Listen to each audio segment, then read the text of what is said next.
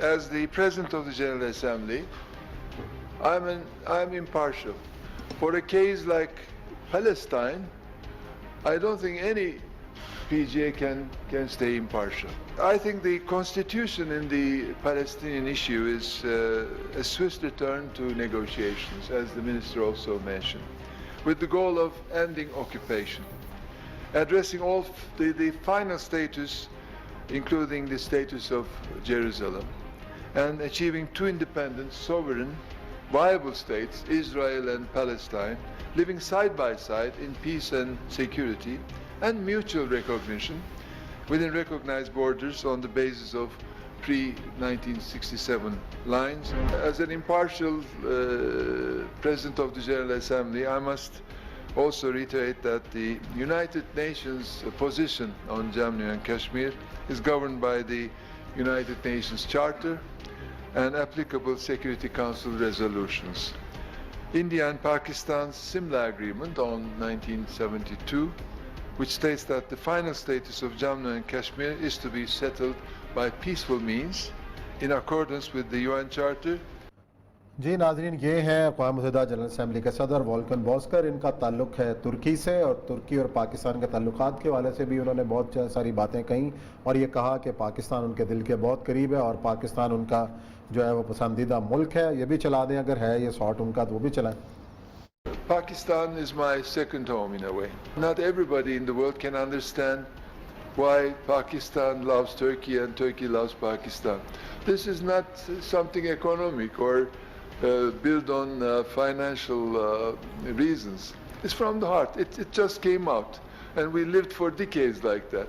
So as a president from Turkey, I have an obligation, I thought I had an obligation to come before taking office, and also while I'm the president, to visit this beautiful country. And I just, my mask is today green and my tie is green, just to, I shouldn't let it go unrecognized. جی کیا زبردست قسم کا انہوں نے پاکستان سے محبت کیا. انہوں نے کہا میرا ماسک بھی گرین ہے جو میں یہ لے کے آیا. ٹرکی جو ہے نا، ٹرکی میں تو آپ شلوار قمیض پہن کے گزرتے ہو نا، تو آپ ہو نہیں سکتا کہ لوگ آپ کو پیار سے محبت سے نہ دیکھیں. اور اس کی ایک بنیادی وجہ یہ ہے کہ آپ دیکھیں خلافت عثمانیہ جو تھی یہ ختم نہیں ہوئی تھی.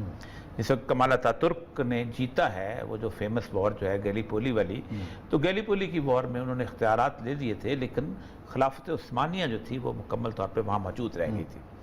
اور خلافت عثمانیہ کو سمبولک رکھتے ہیں. جیسے انہوں نے کہا جیسے تمہارے پاس کوئین ہے، جیسے تمہارے پاس پوپ ہے، ہمارا بھی رہنے دو. تو مسلمان اگری کر کے تھے کہ چلو ٹھیک ہے. بر صغیر پاک و ہند میں خلافت عثمانیہ کی مکمل بحالی کے لیے موومنٹ چل پڑی. اور آپ کو یاد ہوگا کہ اس موومنٹ کے دوران یہاں سے اتنا کچھ گیا، یعنی عورتوں نے اپنے زیور بھیجے، سب ان زیورات کی بنیاد پر ٹرکی کی اکانومی فلرش کی، جس کو انہوں نے تباہ و برباد کر دیا تھا، جس سے 4 حصوں میں تقسیم کر دیا تھا، ملک نکال دیا تھا، ہر چیز تباہ ہو گئی تھی. تو اس دوران پھر خلافت عثمانیہ ان کو ختم کرنی پڑی. وجہ یہ تھی کہ انگریز سمجھتا تھا کہ اگر ایک دفعہ اس خلیفہ نے کال دے دی جہاد کی تو پوری امت کے اوپر جو اکٹھے ہو جائیں گے، اور جہاد اس سے وہ ڈرتے تھے. اچھا لیکن یہ جو آج ان کا یہ ان کا وجہ یہ ہے being U N general assembly کے پریزیڈنٹ کی حیثیت سے یہ کہنا، کشمیر کے حوالے سے جو 2 ٹوک موقف انہوں نے اختیار کیا، لیکن بات تو ہم کرتے ہیں عملی صورتحال اس کی کیا ہے؟ قراردادیں موجود ہیں، دو چیزوں کو کسی طور پر بھی آپس میں ملانا نہیں چاہیے. سیکورٹی کونسل اور general assembly. Security council basically ان 15 لوگوں کا مجموعہ ہے جن میں سے 5 وہ ہیں جو مچھندر ہیں، جن کو ویٹو کی طاقت دی گئی تھی، اور انہوں نے اسی لیے اس کو ویٹو کی طاقت کو اپنے پاس رکھا تھا. بیسیکلی جنرل اسمبلی یا یونائٹڈ نیشنز جو ہیں یہ بعد میں بنی ہیں. جو اکنامک سسٹم جو تھا، جو انٹرنیشنل مانیٹری سسٹم جو تھا، جو IMF اور ورلڈ بینک کا، وہ پہلے آیا ہے. یہ جولائی میں برٹن ووڈ کا ایگریمنٹ ہوا ہے 1944 کے آس پاس کا. 45 میں کہیں اسمبلی آئی ہے اور اس میں ہیومن رائٹس کا بل اور یہ پاس ہوا. تو اس میں ایک جنرل اسمبلی نے رکھی. جنرل اسمبلی میں دنیا کا ہر ملک جو ہے وہ رکن ہے اس کا، اور اس کو پوری آزادی ہے اپنا موقف بیان کرے، تالیاں بجوائے، گالیاں کھائے، کچھ کرے، چلے جاؤ بسم اللہ. ایک اچھی سی ڈیبیٹنگ سوسائٹی ہے. اس میں بھی جو بیوروکریٹک اینگل ہے ٹاپ پہ وہ ہے سیکرٹری جنرل کے پاس. اور یونائٹڈ نیشنز کی فنڈنگ کرتا ہے بیسیکلی امریکہ. امریکہ کے بعد اس کی اگلی فنڈنگ کرتا ہے جاپان 37%. صحیح. لیکن ایک دفعہ مجھے یاد ہے آج 28 مئی آ رہا ہے تو 28 مئی سے پہلے جب میں چاغی میں ڈی سی تھا تو مختلف لوگوں نے باتوں کے حساب سے میں اس کو ریلیٹ کر رہا ہوں, اب بعد میں بات کروں گا, بہت لمبی بات ہوگی لیکن میں کر رہا ہوں. تو جاپان کا جو سفیر آ گیا, اچھا, وہ کر رہا تھا کہ آپ بم نہ بنائیں, آپ یہ نہ کریں. تو جاپان کے سفیر کے ساتھ اکیبانا کے ایک فنکشن میں بیٹھے ہوئے تھے, میں چاغی کا ڈی سی تھا صدر. تو اس نے مجھے باتیں کرتے کرتے کہا کہ جاپان جو ہے وہ بہت سہ چکا ہوا ہے, یہ کہتے اس لیے آپ نے. تو میں نے اسے کہا سوال, میں نے کہا مجھے یہ بتاؤ, اگر جاپان کے پاس ایٹم بم ہوتا تو کیا امریکہ تمہارے پر بم گراتا؟ تو وہ چپ ہو گیا تھا. اس کو جواب پھر میں نے کہا اگر آج جاپان کے پاس ایٹم بم ہوتا تو کیا تمہارے پاس ویٹو کے ووٹ نہ ہوتا؟ 37% تم یونائیٹڈ نیشن کو دیتے ہو, سارا خرچہ تم اٹھاتے ہو, ویٹو تمہارے پاس نہیں کہ تمہارے پاس وہ بم نہیں ہے. باقی بھی آپس میں ملانا نہیں چاہیے. سیکورٹی کونسل اور general assembly. Security council basically ان 15 لوگوں کا مجموعہ ہے جن میں سے 5 وہ ہیں جو مچھندر ہیں, جن کو ویٹو کی طاقت دی گئی تھی اور انہوں نے اسی لیے اس کو ویٹو کی طاقت کو اپنے پاس رکھا تھا. بیسیکلی جنرل اسمبلی یا یونائیٹڈ نیشنز جو ہیں یہ بعد میں بنی ہیں.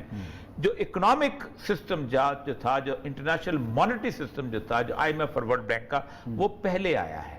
یہ جولائی میں برٹن ووڈ کا ایگریمنٹ ہوا ہے 1944 کے آس پاس کا. 45 میں کہیں اسمبلی آئی ہے اور اس میں ہیومن رائٹس کا بل اور یہ پاس ہوا ہے. تو اس نے ایک جنرل اسمبلی نے رکھی.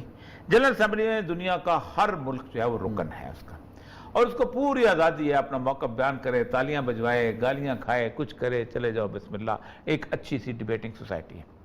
اس میں بھی جو بیوروکریٹک اینگل ہے ٹاپ پہ وہ ہے سیکرٹری جنرل کے پاس, اور یونائیٹڈ نیشنز کی فنڈنگ کرتا ہے بیسیکلی امریکہ. امریکہ کے بعد اس کی اگلی فنڈنگ کرتا ہے جاپان 37%. صحیح. لیکن ایک دفعہ مجھے یاد ہے آج 28 مئی آ رہا ہے تو 28 مئی سے پہلے جب میں چاغی میں ڈی سی تھا تو مختلف لوگوں نے باتوں کے حساب سے میں اس کو ریلیٹ کر رہا ہوں, اب بعد میں بات کروں گا, بہت لمبی بات ہوگی لیکن میں کر رہا ہوں. تو جاپان کا جو سفیر آ گیا, اچھا, وہ کر رہا تھا کہ آپ بم نہ بنائیں, آپ یہ نہ کریں. تو جاپان کے سفیر کے ساتھ اکیبانا کے ایک فنکشن میں بیٹھے ہوئے تھے, میں چاغی کا ڈی سی تھا صدر. تو اس نے مجھے باتیں کرتے کرتے کہا کہ جاپان جو ہے وہ بہت سہ چکا ہوا ہے, یہ کہتے اس لیے آپ نے. تو میں نے اسے کہا سوال, میں نے کہا مجھے یہ بتاؤ, اگر جاپان کے پاس ایٹم بم ہوتا تو کیا امریکہ تمہارے پر بم گراتا؟ تو وہ چپ ہو گیا تھا. اس کو جواب پھر میں نے کہا اگر آج جاپان کے پاس ایٹم بم ہوتا تو کیا تمہارے پاس ویٹو کے ووٹ نہ ہوتا؟ 37% تم یونائیٹڈ نیشن کو دیتے ہو, سارا خرچہ تم اٹھاتے ہو, ویٹو تمہارے پاس نہیں کہ تمہارے پاس وہ بم نہیں ہے. باقی پلے کچھ. چلیں بریک لیتے ہیں, بریک کے بعد آتے ہیں تو یوم تکبیر کا ذکر کرتے ہیں کہ اس وقت جب پاکستان ایٹمی قوت بنا.